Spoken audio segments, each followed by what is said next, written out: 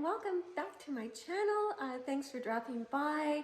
I'm continuing my exploration of the Rider-Waite Smith deck, and it's just got my attention so much. It's really amazing stuff in it, and you know, the symbology, the mysticism, how far it goes back. There's just so much to explore with it. So we're continuing on.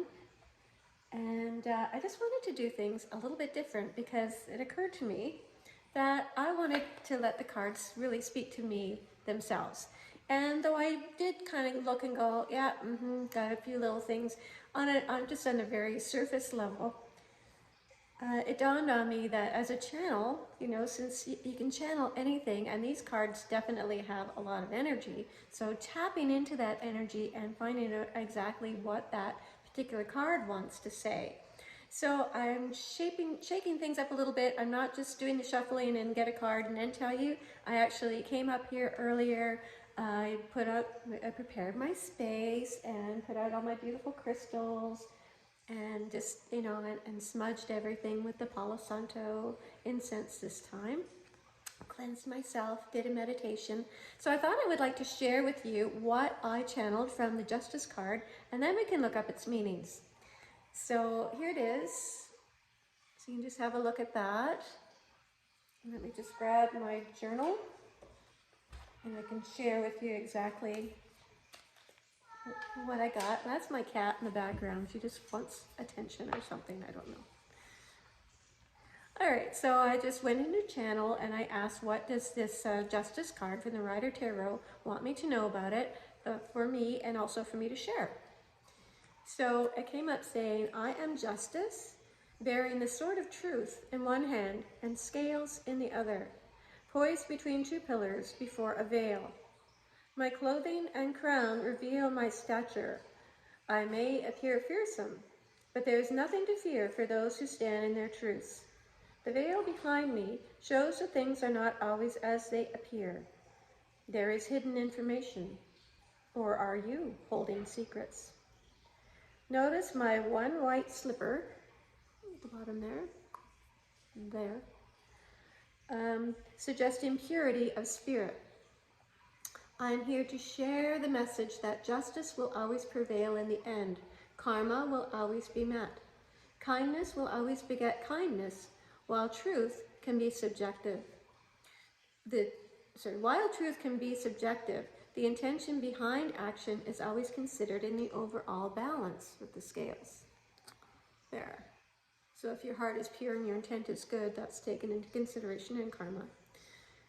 Can you bring your life into more balance? I call on you to be impeccable with your word and let your heart inspire your actions.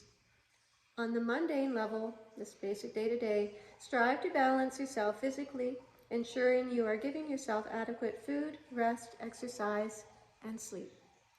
So that's what I got from the card. And now, you know, I'm going to add that into my book, but I'm going to go back and do this with the cards we already drew. And I feel like it just is really getting me more intimately aware and familiar with the cards. So I don't know exactly what the other sources are going to say. And even if they differ a little bit, that's okay. Just the more you know, right? So let's go first to the short one, just the tarot journal definition.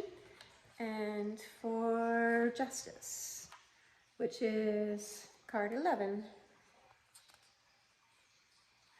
This card may refer to a will, a contract, or another legal matter.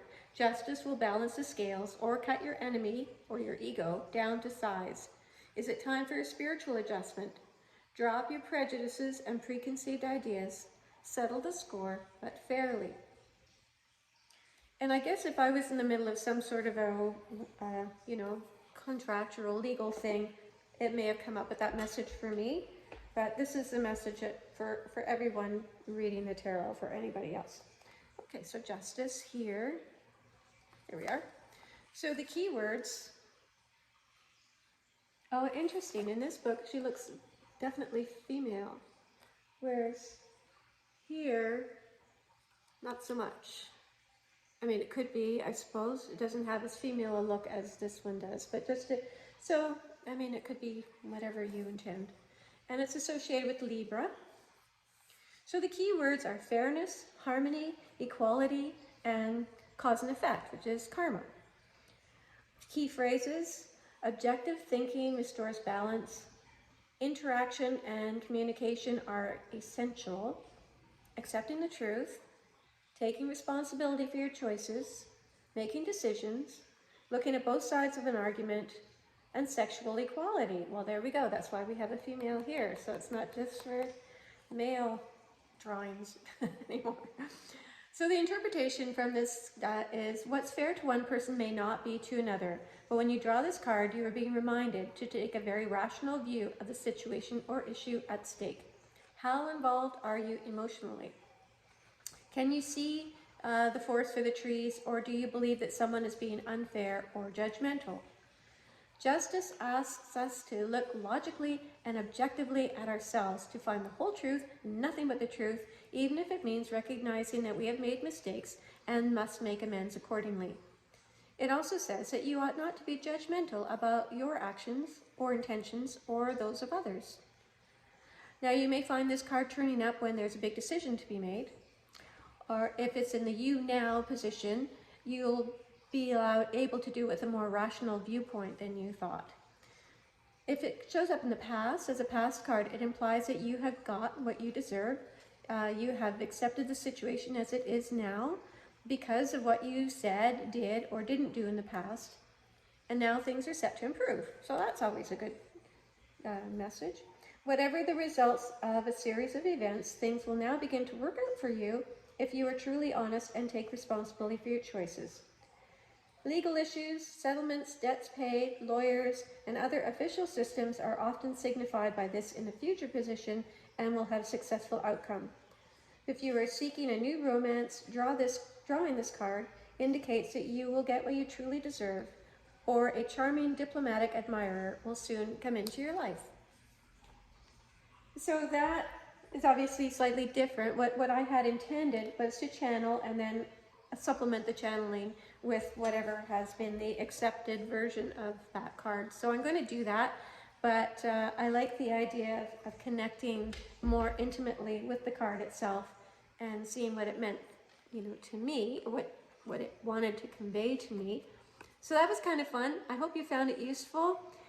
This new format, I hope you found it interesting to see, and I will go back and do the other ones.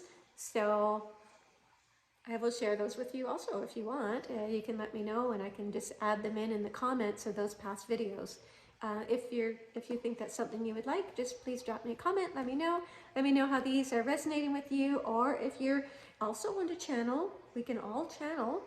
If you want to tap into their energy yourself and see what comes.